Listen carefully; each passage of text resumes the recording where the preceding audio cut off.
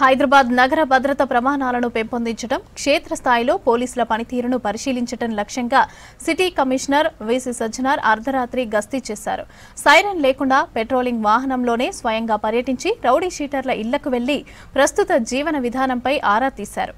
అర్ధరాత్రి సైరన్ లేకుండా CP Sajjanar silent గస్తీగా తిరిగారు. ఇక నగరంలో రౌడీ షీటర్ల తీరు మార్చుకోకుంటే కఠిన చర్యలు తీసుకుంటామని హెచ్చరించారు.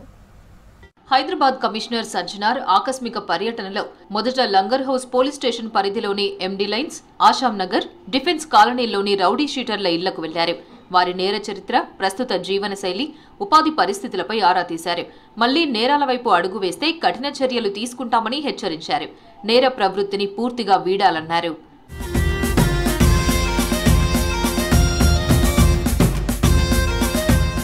లంగర్ హౌస్, టోలీచౌకి పోలీస్ స్టేషన్ల పరిధిలోని రహదారులు, కీలక ప్రాంతాలు, సున్నితమైన పాయింట్లను ప్రత్యక్షంగా పరిశీలించారు సిపి సజ్జనార్. టోలీచౌకిలో రాత్రిపూట తెరిచి ఉన్న హోటళ్లు, దుకాణాలు, ఇతర వ్యాపార సంస్థల్లోకి వెళ్లారు.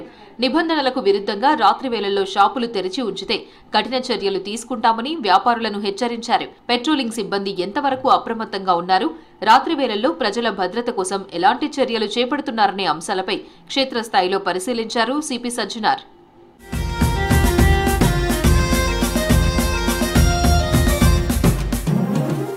విధుల్లో ఉన్న కానిస్టేబుళ్లు, అధికారులను స్వయంగా కలుసుకుని గస్తీ పాయింట్లు, సమస్యలపై స్పందించడంపై వివరాలు తెలుసుకున్నారు సిపి సజ్జనార్.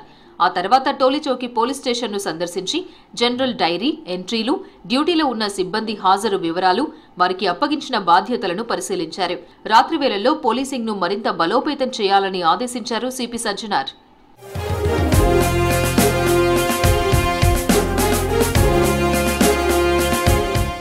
హైదరాబాద్ నగర ప్రజల భద్రత కోసం పోలీసులు అప్రమత్తంగా ఉండాలని, ప్రతి సమస్యకు వెంటనే స్పందించే విధంగా సిద్ధంగా ఉండాలని ఆదేశించారు సిపి సజ్జనార్.